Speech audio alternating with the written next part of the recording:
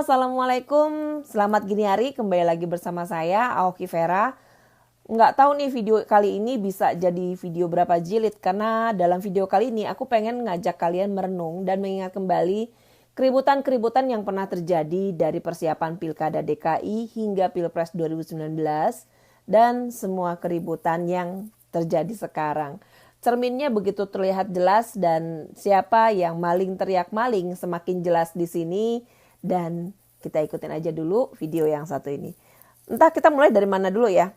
Mungkin aku akan mulai dari cuitan-cuitan mantunya Cikeas, Anissa Pohan, yang mulai baper dan memainkan ayat seolah keluarga mereka adalah keluarga terzolimi. Baru nanti bapernya SBY dan yang lain-lainnya. Di sini aku nemuin Twitternya Anissa Pohan yang mainin ayat, kemudian ya menyatakan kalau keluarga mereka adalah keluarga orang yang paling terzolimi seolah-olah gitu kan. Mungkin kalian perlu tahu mengenai buku yang satu ini. Ya, buku mengenai Antasari Ashar.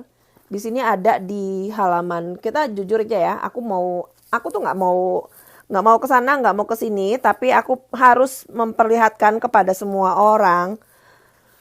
Ya memang terkena, bukan lagi rahasia umum ya, di eranya SBY itu beliau royal sekali bagi-bagi kenaikan pangkat di bagian TNI maupun di bagian kepolisian demi kepentingan dia sendiri.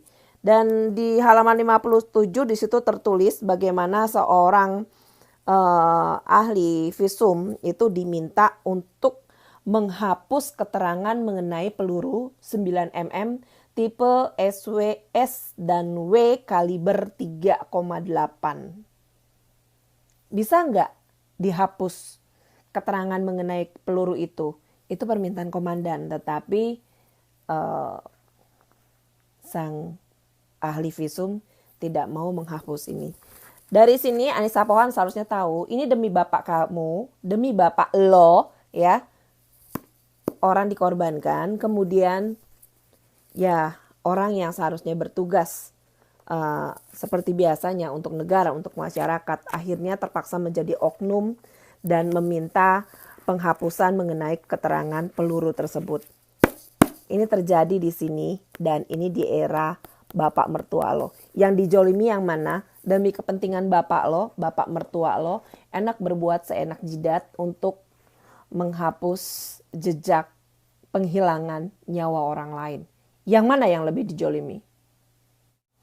Atau Anissa Pohan bisa cerita ke masyarakat bagaimana bapaknya saat menjadi deputi di Bank Indonesia menyelewengkan kebijakannya untuk memberikan persetujuan tanda tangan dan atas permintaan Soeharto di gedung DPR saat itu supaya Indonesia bisa minjam uang sama IMF lebih banyak lagi, dan Jiwandono sebagai Presiden Bank Indonesia saat itu meminta semua anggota DPR setuju. Bapaknya Anissa Pohan terlibat di sana. Mungkin dia perlu cerita sama masyarakat agar masyarakat luas lebih tahu lagi. Belum lagi dari kasus-kasus yang lainnya yang akhirnya harus menghilangkan satu nyawa dan mengorbankan mantan ketua KPK pada saat itu yang menangkap bapaknya Anissa Pohan. Mana yang lebih dijolimi? Mau ngomongin demokrasi dalam segi apa Anissa Pohan?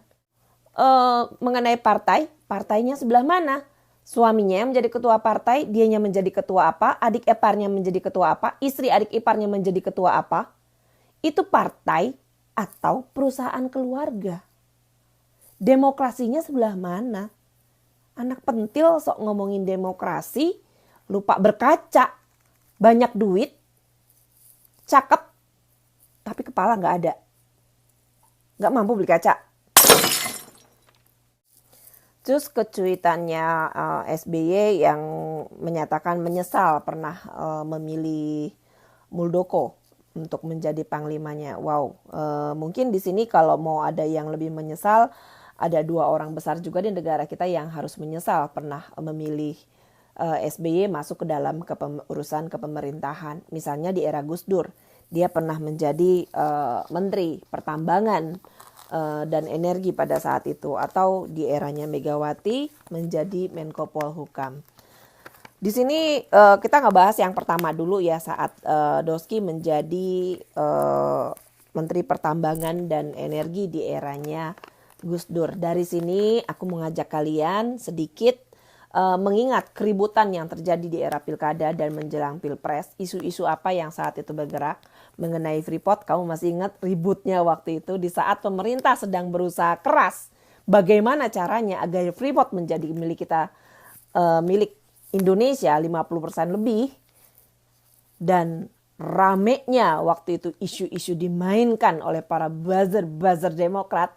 Dan dari sini kalian akan ketahuan ternyata memang untuk menutupi bobroknya seseorang, dia harus membuat, jadi kasarnya gini loh, nunjuk ke sono nih. Ini nih lo nih gini-gini, no dia no gini-gini. Padahal dia lagi nutupin borok dia sendiri yang jangan sampai ketahuan sama orang lain. Kita bahas yang satu ini ya.